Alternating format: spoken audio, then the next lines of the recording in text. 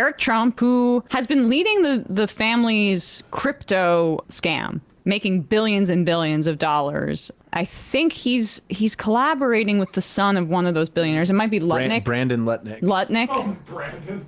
Brendan. Brendan. Fitting name. Let's go, Brandon. Oh, boo, boo. Brendan.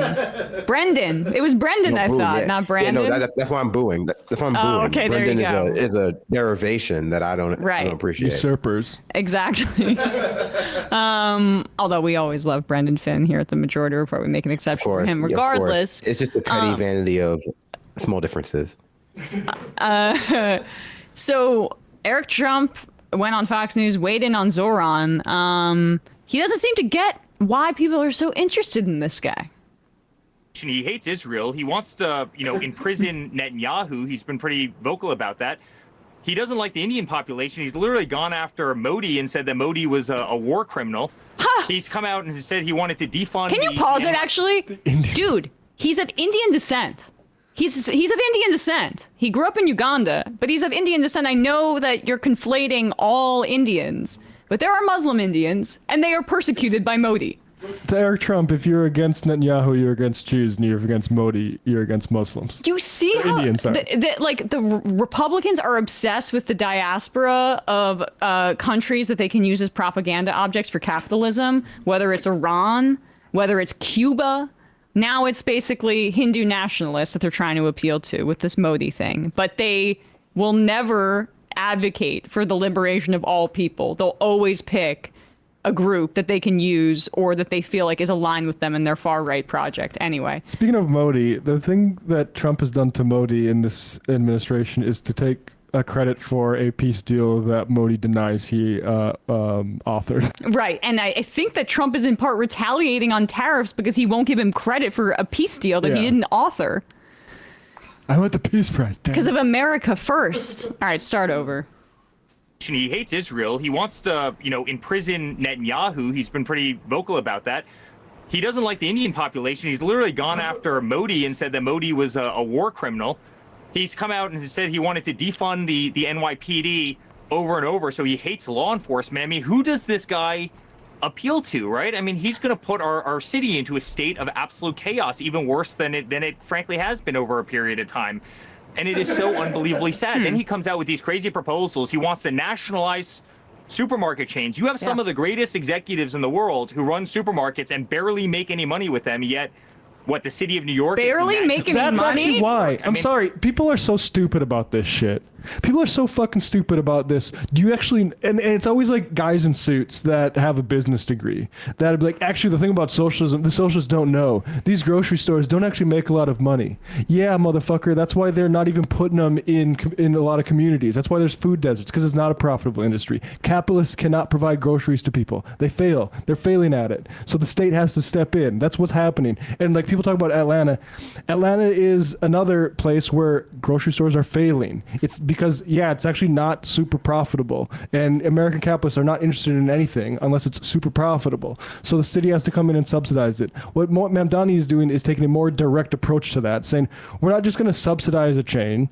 We're going to actually run our own grocery stores. And I'm sorry, it's going to work. Yeah, because there's this concept called food deserts that capitalism, as you say, can't solve. And what Eric Trump is doing is echoing everything I've heard from like these supermarket chain legacy families here in New York who are like, I'm leaving. That's all he listens to. Yeah, but the whole point is that, we know it's not profitable. That's why capitalists are failing to provide groceries to most communities, or a lot of communities.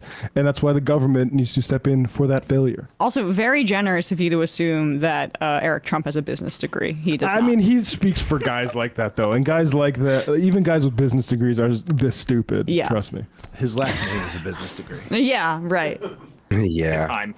And it is so unbelievably sad. Then he comes out with these crazy proposals. He wants to nationalize supermarket chains. You have some of the greatest executives in the world. No, he doesn't want to nationalize supermarket chains. Yeah, I mean, he's just stupid. Making it up. Yeah. Keep going. I'll keep going.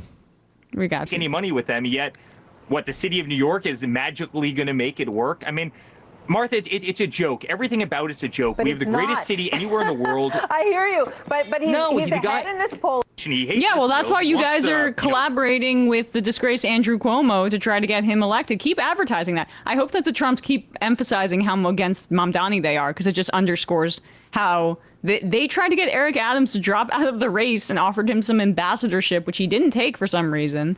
I was surprised that he didn't take it, so they could coalesce behind behind Cuomo. Pull up this poll, because he opened this screed by talking about how he hates Israel and how New Yorkers don't want this. Well, first of all, he won a majority of Jewish voters in ranked choice voting in the primary of Jewish voters who voted. And in terms of polling with this larger field of candidates, he has the plurality of Jewish support. The New York Times asked New Yorkers who they are more sympathetic with in terms of Palestinians versus Israel. In the dispute between Israel and Palestinians, which side do you sympathize with more, Israel or the Palestinians? Plus 18 for Palestinians. 44%. 44%. 12% say both, 26% say Israel. Now, can we go to the second slide here? In terms of party ID, 57% Republicans identify 57 to 18. But, yeah. So if your issue is Israel, I like that. Who are the 5% of pro-Israel? Well, there are 5% of pro-Israel people that are supporting Zohran, I guess, that sympathize more with Israel. But well, I mean, the thing is, it's at an the end advantage of the day, for him. That's all I'm saying. Oh, I'm sorry, really quickly, Binder. The independent one is also important. That's what I meant to point out.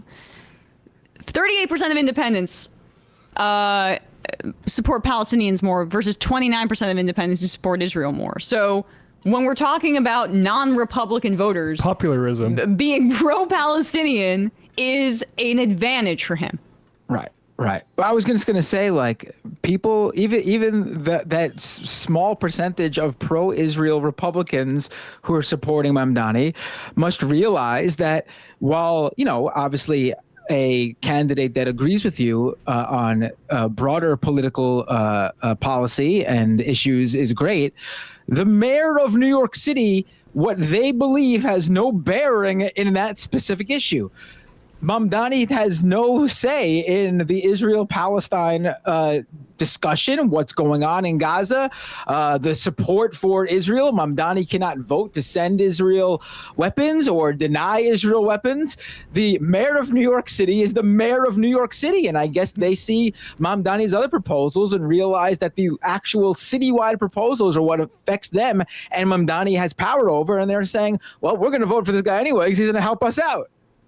I was talking to somebody. I mean, shout out to Sarah, my hair lady, who I love very much. Her live-in boyfriend's a union guy. They're not like the most political people ever, but she was saying they changed their voter registration from one area of New York to the city after they heard his answer on Israel, because they were like, he's gonna stay here, and everyone else says they're gonna go to Israel. Like, people don't understand the impact of that answer. They thought they were getting him, but it actually traveled really far. Go on. It's funny that 28% of Cuomo supporters support Palestine. Yeah. Voters are so weird. Well, you know what that might be?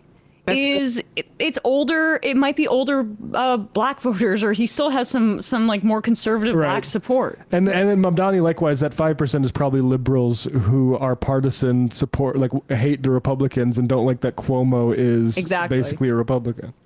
I mean, it also just might be like older, well-to-do liberals who do sympathize with Palestinians over Israel, but Mamdani's proposals on like renting or something like that will affect their revenue or something. Honestly, I mean, people who I've seen people who in articles, like people who own a bodega believe the scare tactics from the right that Mamdani is going to take over all the stores, all the grocery stores in New York and run them out of business. So of course they're not gonna, if they believe that, they're not going to support Mamdani because that's their livelihood. It doesn't matter if they agree with him on broader policy issues. Yeah, exactly. Kat says, Emma, your hair lady is an absolute artist. I truly love her. I will probably go to her for the rest of my life as long as I can. And I used to skip around. It's hard to find a hair lady. It really is hard to find somebody for women sometimes. Not that anyone cares. In New York City, yeah. Shut up. It's also a reasonable price. And I get balayage. You don't even know what that is. It's fancy highlights.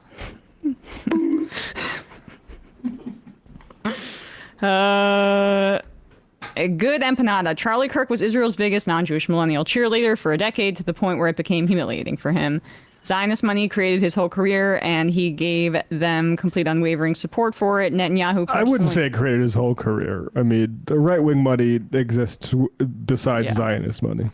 And Netanyahu personally loved him. Then all of a sudden, just a couple months ago, Kirk started questioning the Zionist narrative. This is overplayed. I'm sorry. Charlie Kirk had to say something because it's massively untenable to be just vociferously supportive of Israel in this moment. Yeah. But I'm sorry. He was not assassinated because he was about to break with Israel. I think you've lost your mind if you think that.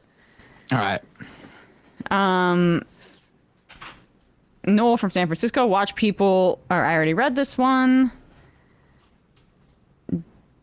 Crunchy to bring you, oh, okay. I've already read these. We did well with IMs today. I'll just read a few more and then we will get out of here. Notions of brightness. They are not afraid that he has some sway over Israel policy. They are afraid he will add momentum to the pro-Palestinian movements, to a socialist movements broadly. I don't agree. He's not going to add to it. He's going to be a break on it like he has been. Dehumanizing Palestinians and supporting the genocide. Like, I mean... Yeah. Go ahead. I think people overestimate the importance of some of the people just because that they fill their brains with and content. Like, just because they're relevant to the content you consume doesn't mean that the world revolves around it. Hey, folks, don't forget to hit the subscribe button and check out our daily show. We do it every day at 12 p.m. Eastern for about 2.5 hours. We even take phone calls. You should check that out.